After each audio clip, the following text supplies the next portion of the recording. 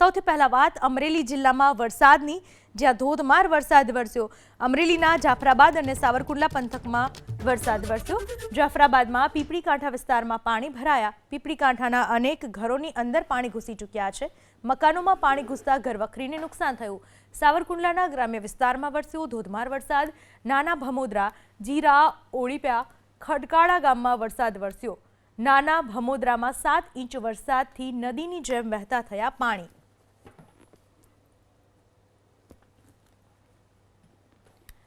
અમરેલીમાં જોરદાર વરસાદ વરસ્યો। અમરેલીના જાફરાબાદ અને સાવરકુંડલામાં વરસાદ વરસ્યો। વરસાદને કારણે જ્યાં જુઓ ત્યાં પાણી ભરાઈ ચૂક્યા છે।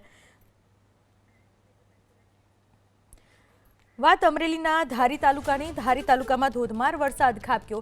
ધારી તાલુકાના સરસિયા ગામમાં જળબંબાકારની સ્થિતિ। સરસિયા ગામની પાદરડી નદીમાં પૂર આવ્યા। નદીના પાણી દુકાનમાં ઘૂસી ગયા। ધારી પંથકમાં અંદાજે 1.5 ઇંચથી વધુ વરસાદ વરસ્યો। ખાંભા પંથકમાં પણ વરસ્યો ધોધમાર વરસાદ। ખાંભાના તાતણિયા ગામના નીચાણવાળા વિસ્તારોમાં પાણી ભરાયા। 10થી વધુ મકાનોમાં ફરી વળ્યા પાણી। ધાતરવડી નદી કાંઠે આવેલા મંદિરમાં પાણી ઘૂસ્યા। અમરેલીના ધારી તાલુકામાં ધોધમાર વરસાદ વરસ્યો। ધારી તાલુકાના સરસિયા ગામમાં જળબંબાકારની સ્થિતિ।